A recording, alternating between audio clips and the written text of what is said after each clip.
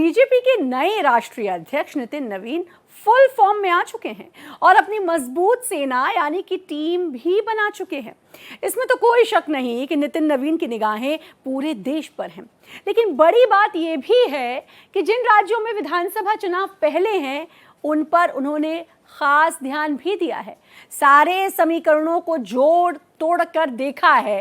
कई नए नाम भी उनकी टीम में हैं तो कई पुराने नाम भी वो वापस लेकर आए हैं। वैसे ये कहा जा सकता है कि नितिन नवीन यूपी के मिशन 2027 को जीतने के बाद 2029 की ओर बढ़ना चाहते हैं।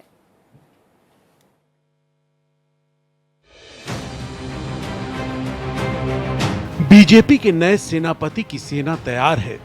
राष्ट्रीय अध्यक्ष नितिन नवीन ने अपनी ऐसी टीम तैयार की है जो हर हिसाब से चुस्त है। दिमाग तो लगाया है नितिन नवीन ने, ढंग से सोच विचार किया और चुन चुनकर ऐसे लोगों को लाए जो कहीं न कहीं विपक्ष पर भारी पड़ने वाले हैं। अब स्मृति ईरानी की ही बात लीजिए। राष्ट्रीय महासचिव के रूप में स्मृति ईरानी की जोरदार वापसी हुई है।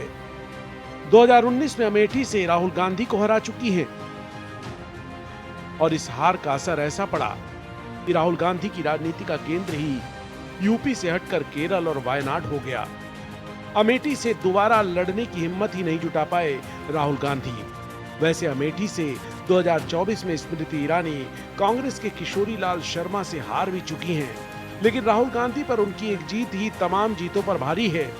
अब यूपी में विधानसभा चुनाव होने हैं और राहुल गांधी और अखिलेश यादव की जोड़ी यानी यूपी के दो लड़के इस बार राज्य में सरकार बनाने का दम ठोक रहे हैं। ऐसे में स्मृति ईरानी का बड़ा कद दोनों लड़कों के लिए मुसीबत बन सकता है। मुख्यमंत्री योगी आदित्यनाथ तो अखिलेश यादव और बीएसपी नेता मायावती के मुकाबले के लिए काफी हैं, लेकिन स्मृति ईरानी की सक्रियता राहुल गांधी के लिए परेशानी पैदा कर सकती है। स्मृति ईरानी की आक्रामक शैली के सामने राहुल गांधी के अंग्रेजी वाले भाषण फीके पड़ जाते हैं। एक बात तो तय है कि स्मृति ईरानी का जुझारूपन राहुल गांधी को अमेठी तक ही सीमित रखने में बड़ी भूमिका निभाएगा।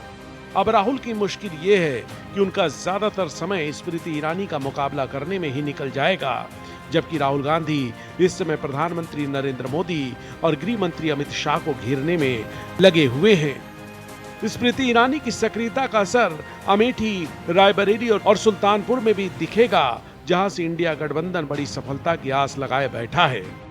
यूपी को टारगेट करते हुए नितिन नवीन ने जबरदस्त तैयारी की है। इसी के तहत कई राज्यों में संगठन और चुनाव प्रबंधन का अनुभव रखने वाले विनोद तावड़े को भी राष्ट्रीय महासचिव बनाकर यूपी का प्रभारी बना दिया है। विनोद तावड़े बिहार और हरियाणा में तमाम मुश्किल हालात में भी बीजेपी की जोरदार वापसी करा चुके हैं, यानी उनका नाम भी बीजेपी की गारंटी माना जाता है। ऐसे में विनोद तावड़े और स्मृति ईरानी मिलकर बीजेपी की राह आसान कर सकते हैं। स्मृति ईरानी की वापसी का असर दिखने भी लगा है। रायबरेली, सुल्तानपुर और अमेठी में कार्यकर्ताओं में जोश बढ़ गया है। कार्यकर्ता मिठाई बांटकर खुशी मना रहे हैं और कांग्रेस जानती है कि बीजेपी कार्यकर्ताओं का यही जोश उस पर भारी पड़ने वाला है। यूपी को बीजेपी के राष्ट्रीय अध्यक्ष नितिन नवीन ने खासी अहमियत दी है, तो इसके पीछे गहरी रणनीति है। नितिन नवीन ने अपनी टीम में यूपी से 8 नेताओं को जगह दी है। नितिन नवीन की यही स्पेशल एड अब विनोद तावड़े के साथ मिलकर मिशन 2027 में लगने वाले हैं। नितिन नवीन की गहरी प्लानिंग इस बात में भी दिखती है कि वो 2024 के लोकसभा चुनाव में बीजेपी के कमजोर प्रदर्शन से कतई मायूस नहीं दिखे। साथ ही यूपी में कांग्रेस और समाजवादी पार्टी में सीटों के बंटवारे को लेकर आई दरार के भरोसे शांत बैठे।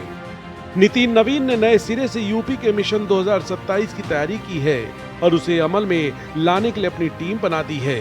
अब समाजवादी पार्टी कांग्रेस को चाहे 20 सीटें दे या 200 सीटें दे, उससे बीजेपी की चुनावी रणनीति पर कोई असर पड़ने वाला नहीं है। मुख्यमंत्री योगी आदित्यनाथ, उप मुख्यमंत्री केशव प्रसाद मौर्य और ब्रजेश पाठक, साथ में राष्ट्रीय महासचिव और प्रभारी विनोद तावड़े, राष्ट्रीय महासचिव स्मृति ईरानी और स्पेशल 8 की टीम अपने मिशन पर निकल चुकी है। Bureau report, Bharat express.